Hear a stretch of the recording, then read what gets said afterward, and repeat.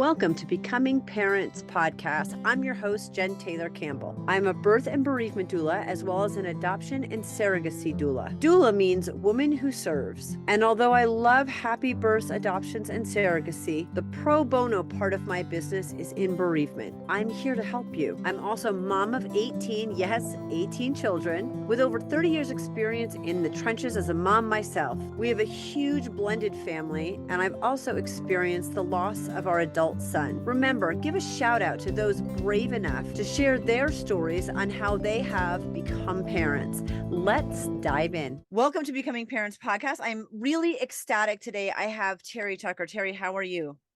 I'm great, Jen. Thanks for having me on. I'm looking forward to talking with you.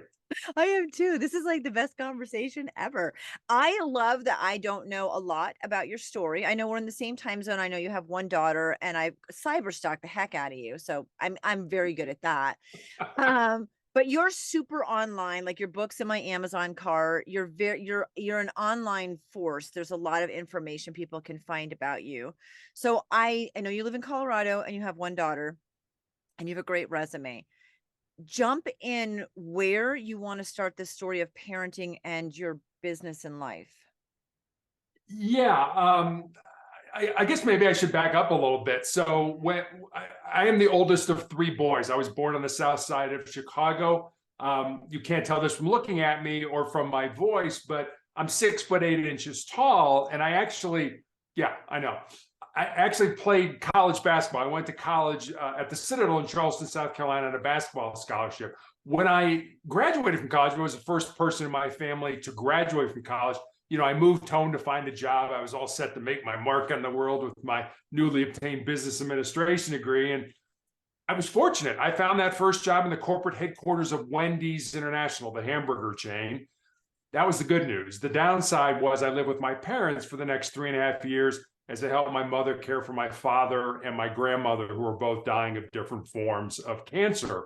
As I said, professionally, started out at Wendy's, then I became a hospital administrator. And then I made a major pivot in my life and became a police officer. And part of what I did during that is I was a SWAT team hostage negotiator, which is usually not what your next door neighbor is doing. But after my law enforcement career, I started a school security consulting business. I coached girls' high school basketball, which was incredibly interesting. And for the last almost 11 years now, I've been battling a rare form of cancer. My wife and I have been married for 30 years. We have one child, as you mentioned, a daughter, who's a graduate of the United States Air Force Academy and is an officer in the new branch of the military, the Space Force. Wow. I have a daughter in the Air Force National Guard. So yay, Air Force. Congratulations and thank you for her service. Yes, thank you for your daughter's service. I want to back up a little bit because you never went NBA. You never took basketball further after college. No, I was lucky to play in college. I had 3 knee surgeries in high school. Okay. So I was just lucky to play in college. Professionally, there was just no way. Although my brother was drafted by the Cleveland Cavaliers in the National Basketball Association. Awesome. My husband's a basketball player. He played all through. So, you've got to have the basketball conversation. Oh, absolutely. So that wasn't an issue, which is good to know. And you got this great job. How did taking care of your dad and your grandmother? Yes.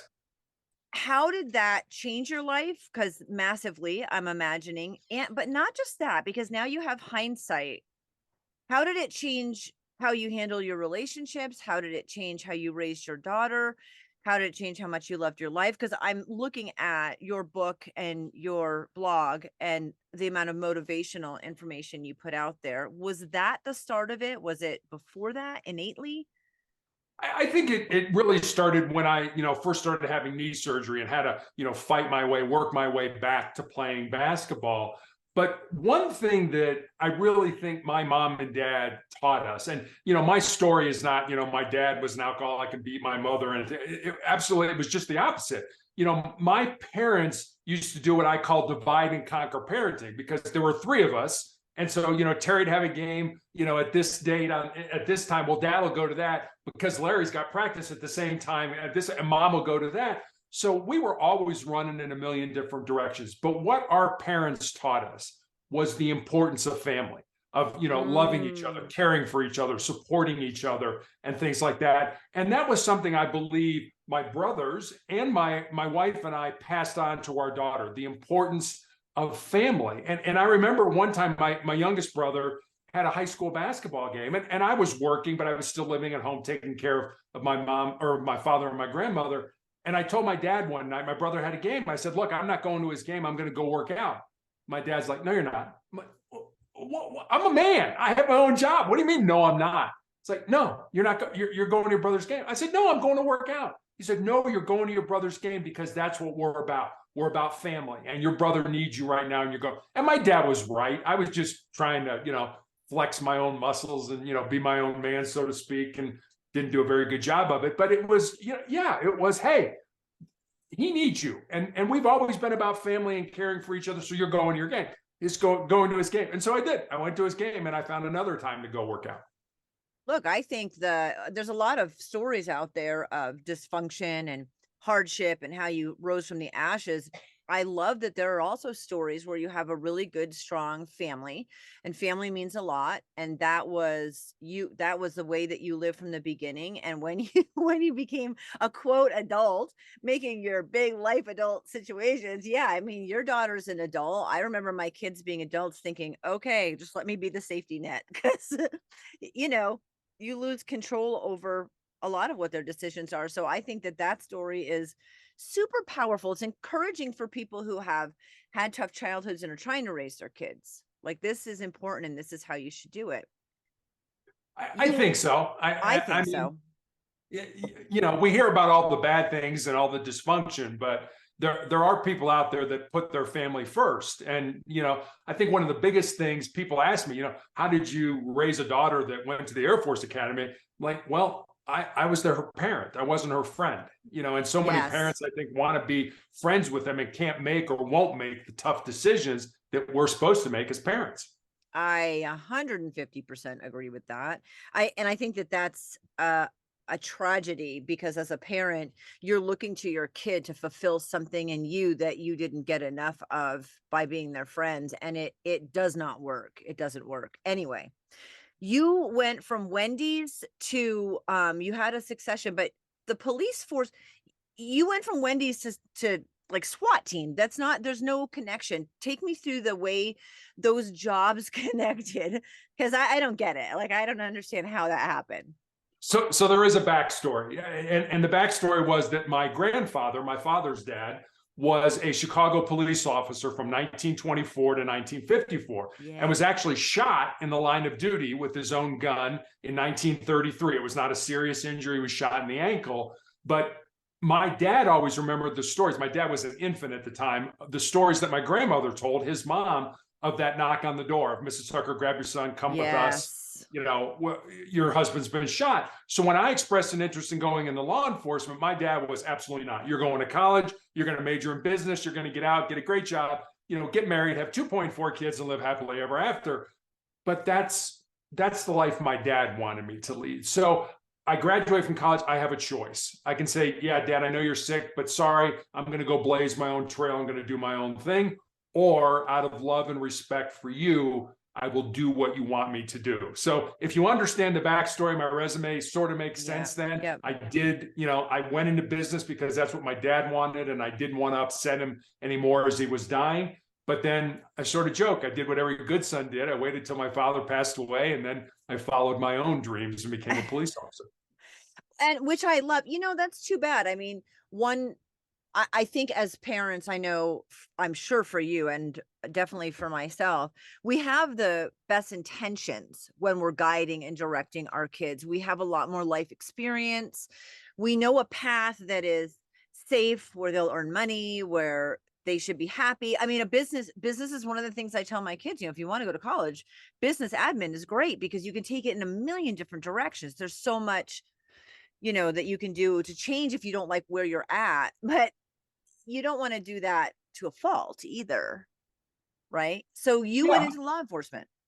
I mean, my dad was my hero. My dad, Yeah. made those suggestions out of love, not out of, I'm trying to, steer you away from doing something you feel in your heart you're supposed to do. It was, I lived that life. I lived the life of my grandfather. You know, my grandfather was in Chicago during Prohibition, when alcohol was outlawed in the United States, during, you know, Al Capone and those guys that were shooting up the city of Chicago. He lived through that. And so my father's like, no, I want a better life for you. Yeah. I just don't think, I mean, a better life. Gee, Dad, can I take my experience, my education, and make a difference in the lives of people that I touch every day as a policeman? I think I can. Right. Right. And yeah. Yeah, perspective. It's the lens you view the world, right? So you went into the police force after he passed away. Meanwhile, your grandmother's also sick. Yeah. My grandmother died before my father did. Okay. So you have two losses. You still live with your mom. You went into the police force. actually, I had gotten married. I moved out. That's okay. I didn't do a very good job on the timeline. No, it's good. So I after my father died, I did live with my mom for a while, you know, to kind of keep her, you know, to help her grieve and things like that. And then, you know, actually it was a neighbor. A neighbor was like, Terry, you've got to get on with your life. And so I did. And you know, it was hard. I would still go over and shovel my mom's driveway and cut her grass on the weekends and all that kind of stuff. But I needed her to figure out how she was going to live. And that was, you know, my mom went from living with her mom and dad to marrying my dad, and, you know, had never been on her own. And so it was a growing time for her as well. My wife and I got married and we moved to Santa Barbara, California. And that was one of the hardest things I ever did, because it's like, Mom, I'm the only son here. I'm leaving, you know, and you got to figure this out. She had friends and all that kinds of stuff. And so I wasn't really worried about her. But it was a hard thing, because I remember my dad said to me right before he died, take care of your mother, make sure your mother's okay. And we always have. I mean, my mother's still alive. She's almost 88 years old. She has dementia and that, and she lives with one of my brothers and that, but we will take care of her. We'll make sure she's fine the rest of her life. Because again, that's what family does. That's what family does. And taking care of her doesn't mean giving up your life and living with her indefinitely. It does not mean that. There's a lot of different, that can look a lot of different ways. So, but wow, what pressure. Your wife is on board now. Here we are. You're married. So how did she feel about the police force, and why California? Well, she's always been the primary breadwinner. I married up, she married down. So I like it. So she got a job in Santa Barbara, California. And when we had met, I was a suit and tie, you know, 8 to 5, Monday through Friday hospital administrator. And a circular came in the mail when we were living in Santa Barbara that said, hey, if you take this class at Santa Barbara City College, you can apply to be a reserve police officer with any agency within the state. And you can imagine that conversation at dinner, you know, hey, hon, I'd like to do this. What do you think? And my wife was incredibly supportive. She's like, sure, you know, go ahead and take the course and see what happens. Took the course, got on with Santa Barbara PD, and I loved it. I was a customer service manager for an academic publishing company, you know, that during the day, and then at night, you know, into a nearby phone booth and look. And then, you know, on Friday, I would come home from work, put on my uniform, go to roll call, and work all night. And my wife said, you would come home Saturday morning exhausted, but with this big grin on your face. And so when our daughter was born and we moved to Cincinnati, Ohio, I said, look, I want to do this full time. I want to go through the police academy and all that stuff. And she supported me. And that's how my law enforcement career took off. How amazing. I love it. Okay. So now you have a child. What was that like as far as the change? Because most people that come on here, that is like the single biggest life-changing situation when you have a child, and you were going to the police force. So you're seeing, I'm making an assumption here, but you're seeing some of the not so great portions of society. And that can be really polarizing when you're raising this sweet, cute little girl. Yeah, it was probably the biggest life-changing event we've ever experienced. I mean, now all of a sudden you are responsible for this life that is totally dependent on you for every single thing, you know, that she needs to grow and develop in that. and my wife and I were pretty much on the same page for the most part. I mean, again, going back to, look, we're the parent, we're not your friend. I mean, we'll let you fail. We were not helicopter parents where, why is my kid, I mean, I always sort of joke when I was growing up, there were only two ways to die. It was either natural causes or talking back to your mom and dad, and so, there were just, my parents would go to parent teacher conferences and it would be like, we better not hear anything bad about you. My brothers are both in education. And it's like parents come in now, it's like, it's the teacher's fault. Yeah. No, it's the kid's fault, or it's your fault because you didn't raise them right or something like that. Yeah. The teachers are doing the best they can in that. So it was an amazing event. And she is the love of my life. And I can't say enough good stuff about her. Yeah, I love that. That's good. But it is life-changing. So you're in the police force. Take us forward, because we know she's already in the Air Force special program and you've been married for 30 years. So we have some fast forwarding to do, because I want to kind of get to where you are now and how your careers have affected your parenting and your relationship. You've been married for 30 years. So I'm sure folks are wondering, like, how, and if you're married that long, are you happy? Because you can be married a long time and be miserable, right? So we have a lot of, like, let's bridge some of that gap. Sure. So I guess I'll start with the first event was when our daughter was in, I don't know, 7th, 8th grade. And the school's like, there's something wrong with her learning. She does poorly on the test, but if I call her up to the desk and talk to her about what was on the test, she can rattle stuff off, but she can't put it on the exam. So she needs to be tested. So we went through the whole testing thing and found out she had dyslexia, found out she had an anxiety disorder, found out she had an attention disorder. And so she gets all these accommodations and stuff like that. But we also got her with a learning specialist. And, I remember growing up and having the radio on while I was studying. My mom, turn that radio off. You need to study. And but our daughter learns with music. Our daughter learns with colors, or, things that are not really traditional. And so she worked incredibly hard to overcome her learning disabilities, and then was recruited. Unfortunately, or fortunately, she got my height. She's 6'2", and she was recruited to play basketball at the Air Force Academy. But the Air Force Academy doesn't give accommodations. There's no, you can take your test in another room, or, you get extra time. It's like, no, you're in with everybody else. It's sink or swim. And I can't tell you how proud my wife and I were, back in 2019. She gets her diploma, walks across the stage, and shakes hands with the President of the United States. And it's like, are you kidding me? This kid that, we never thought was going to, overcome these learning disabilities, found a way to do it. And we are incredibly proud of her in that regard. Wow. That's amazing, because as a parent, when you hear these things about your kids, I have a son who's autistic, and I have one that had a learning disability through speech, but speech can throw everything behind. Sure.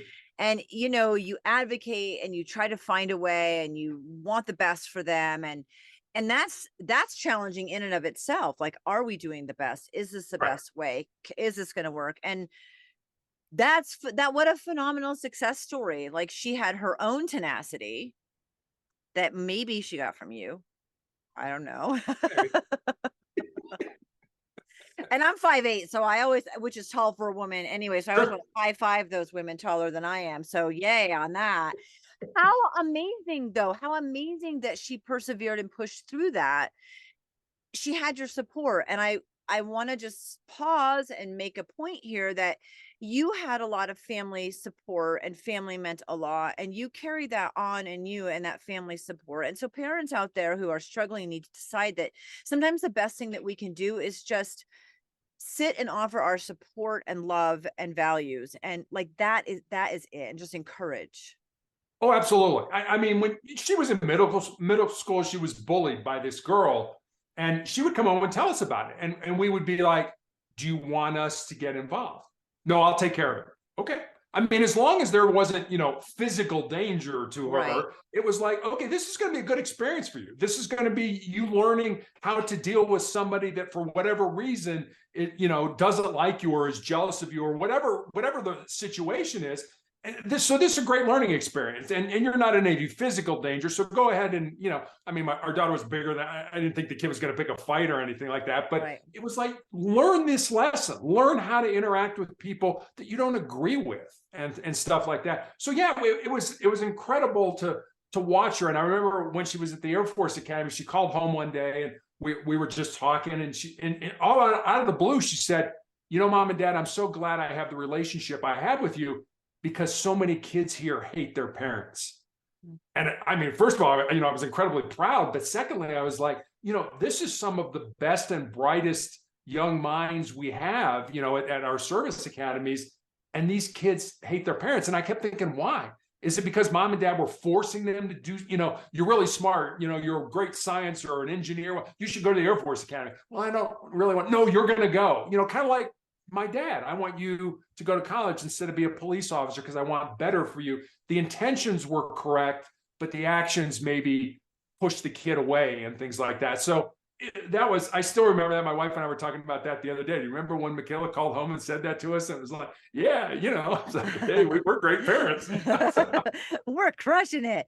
That's right. We need to take the wins, because parenting's not an easy journey. And you don't, I don't think there should be a manual, but there's nothing to tell you how to deal with a situation that you are confronted with often immediately, whether it's a temper tantrum or a bully. Like, you have to make a decision in that moment, right then, without having time to be like, let me go research this, let me think about it. And we're human, we don't always react well, or in hindsight, I'm glad I wouldn't change a lot of things, but the things that I would change are my initial reaction, where then you're like, wait, hang on a second. So that's really important when we get a win in. So I love the wins. It is. And I think back on, I was a trained hostage crisis negotiator. I mean, I would deal with people that were in life and death situations, and then I'd come home with all this information and it would become emotional, and it's like, and all that stuff would go out the window. And it's like, okay, you idiot, you know what to do, take the emotion out of it. But when it's your own, when it's your own child, and that's easier said than done sometimes. You switched from the police force to hostage negotiation. So I mean, I'm guessing you moved through where you found a fit for yourself. Well, so I was on the SWAT team, so I was still in law enforcement, and the SWAT team. I was in Cincinnati, Ohio, and they had an opening as a negotiator, and so I put in for it, went through all the the hoops I needed to jump through, and did that for about 4 years, and then my wife supported me in this, but then my wife lost her job in Cincinnati, and we had to move to Texas, and so I had to get out of law enforcement. Now it was my turn to support her and do with that. And so I had education. I have a master's degree. I'd been to law school. I was like, okay, I have all this SWAT training. Maybe I could help schools protect themselves and things like so. So I started a school security consulting business. Our daughter was in high school, and so I started coaching their girls high school basketball team, which was interesting. Yeah. My husband's coaching a junior high school girls basketball right now. So he's like, this is the weirdest thing I've ever done. It is. So especially being a man, playing with men, coaching boys, growing up all through high school, he coached the boys and stuff. He decides, no, I'm going to do this. I'm going to coach junior high school. And it's like an alien. It's not the same. So you did that, you did that. And then at some point you got cancer, because you said in the beginning, and I know from reading your information, that you have been battling cancer and you lost your leg. I did. Actually, I didn't lose it. I know where it is. It's in that's a bad joke. So is it a 1 foot in the grave situation, if we're joking around about it? Exactly. Right. It's the only one I've got. So shoes are a lot less expensive because they're half price. So, exactly. Okay. So yes, that's 2012, big. I get cancer. Yeah. How did you find it? Because it was in the bottom of your foot. It was. Well, I was coaching, girls basketball, and I had a callus that broke open on the bottom of my foot, right below my third toe. And initially, I didn't think much of it, because as a coach, you're on your feet a lot. But after it didn't heal for a couple of weeks, I made an appointment and went to see a podiatrist, a foot doctor friend of mine. And he took an x-ray and he said, Terry, I think you have a little cyst in there and I can cut it out. And he did, and showed it to me. Neither one of us were concerned, but he sent it off to pathology to have it looked at. And then 2 weeks later, I get the call from him. And as I said, he's a friend of mine. And the more difficulty he's having explaining to me what's going on, the more frightened I'm becoming, until finally he just laid it out for me. He said, Terry, I've been a doctor for 25 years. I have never seen this form of cancer. You have an incredibly rare form of melanoma. And most people think a melanoma is too much exposure to the sun and, it affects the melanin, the pigment in our skin. This has nothing to do with that. This is a rare form that appears on the bottom of the feet or the palms of the hands. And that started my almost 11-year journey now through cancer. And at the time, melanoma was a death sentence. They had nothing to treat it with. And so they put me on a drug called interferon. And the side effects of that were that I had severe flu-like symptoms for 2 to 3 days every week after each injection. And I took those weekly injections for almost 5 years. So imagine having the flu every week for 5 years. And that wasn't a cure. That was, as my oncologist used to say, we're trying to kick the can down the road. Eventually I had to stop that. The cancer came back in the exact same spot on my foot. That necessitated the amputation of my left foot in 2018. And then I had my left leg amputated in 2020, right in the middle of the COVID pandemic. Oh, wow. How old is your daughter in 2020? 2000. So she's in college. So I'm going to say, 19. So she's out of the house at this point, and that's where I'm just trying to relate your parenting journey, because a child, and no matter what the age, and you watched family members, same thing as an adult, but still, just that would tremendously change your parenting and how you could do things with her, and coaching basketball. And I've heard about the medication, and I can't imagine. Where is the cancer now? Where are you It's in my lungs. I'm treated every 3 weeks for a week at the University of Colorado hospitals with a trial drug that does nothing to the cancer, but basically unmasks it from my own immune system so that my body can fight it. And I've been doing this for 2.5 years now, and it is, as my doctor calls it, stable. It's still there, but it's not getting any bigger and it's not going anywhere. So we continue to take this drug, which is very hard on my body. When I get it, I get very sick. I shake violently. I have a headache. And I do that 5 days in a row. And then I get 2 weeks off. And then I get to do it again. And then I get 2 weeks off and do it again. I'm glad I asked those questions first, because I didn't know where the cancer was and where you were at with that, because I know what I want to wrap up on is what you're doing now in your business and your book. You have a podcast. So your parenting journey was really a lot about family and being the parent and not the friend, and being supportive and loving. And then your wife supporting you and you supporting her. So there's a lot of common threads in your story from when you were one of 3 boys as a kid, right? Sure. Which is really important to highlight. Cancer's this is a big one though. So bridge the gap. You found out you had cancer. You were doing the high school security, and what you're doing now, because you have some of the most motivational information on the internet. And now that I know more about your cancer and where you're at in this moment, that means that's much more poignant.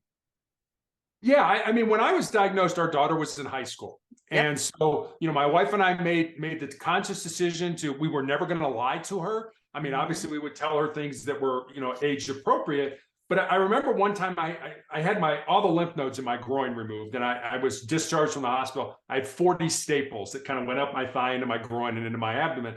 And I had to get upstairs. I was on crutches. I had to get up the stairs, and we had stairs and then a landing and then another set of stairs.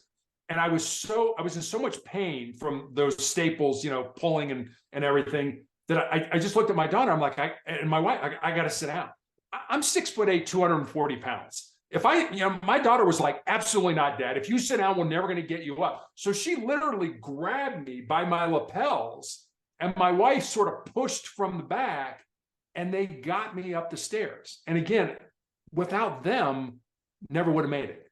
But her saying, no, Dad, I'm not going to, you're in high school. I'm not going to let you sit down. I know it hurts, but come on, push through this, and pulled me, literally pulled me and pushed me to where I needed to go. So, I've taught my daughter, I believe, my wife and I have both taught our daughter a lot about living. I think at this point in my life, I'm teaching her how to die. Because in all honesty, that's probably what's going to happen. I mean, this drug is not curing me, but it's giving the doctors data that may help somebody 5 years from now, 10 years from now, to be cured and to live, a life with their family. And that's something I learned as part of a team, whether it was a family or whether it was in sports, of being part of something that's bigger than yourself. You realize that on a team, if you don't do your job, not only do you let yourself down, but you let your teammates down, your coaches down, your fans down. And if you think about it, the biggest game we all play is this game of life. What are you doing now? So, I mean, you're very realistic and upfront, and I really appreciate that. Yes, I love that you said you're teaching her how to die. You've watched this before. Yep, many times. Yep. Yeah.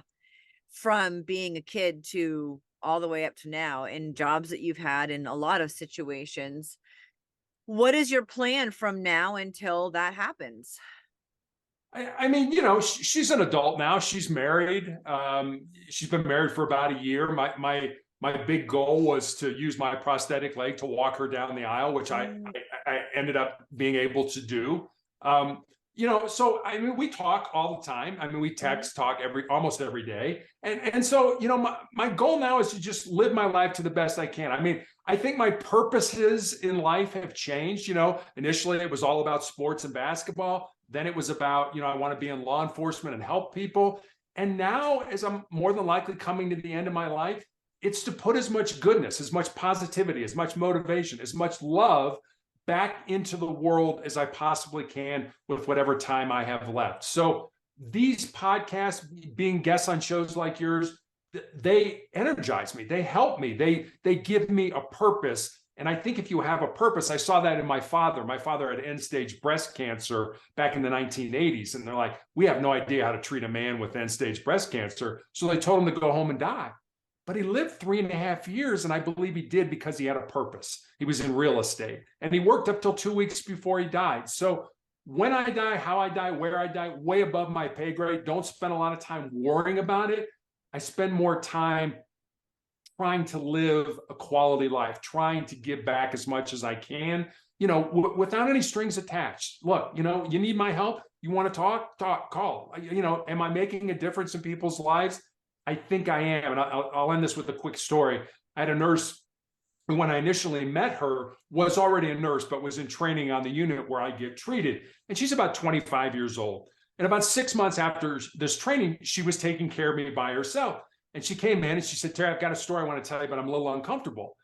I'm like, I didn't know how to respond to that. It's like, well, sounds like it might be a good story. I'd like to hear it. So she's in and out for the next couple hours, and then finally comes in and sits down in the bed and says, all right, here's the story. She said, when I first met you, I was going to quit nursing. I was going to get out. I had a good friend of mine die. I was in a really dark place. I talked to my mom and dad. I was going to go to work for Amazon. And then I met you. And I went back and I started to read about all the stuff you've been through.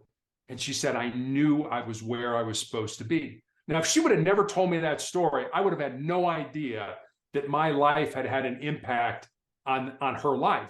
And I always tell people, as bad as you think your life is, I guarantee you there are people out there that you don't even know that are watching you, that are looking at you, and would give everything they have just to walk 5 minutes in your shoes. So, don't think it's all about you. It's not. We need each other. We need to, and I have those dark, ugly days where I get down and I cry, I feel sorry for myself, but I find myself looking internally. It's all about me.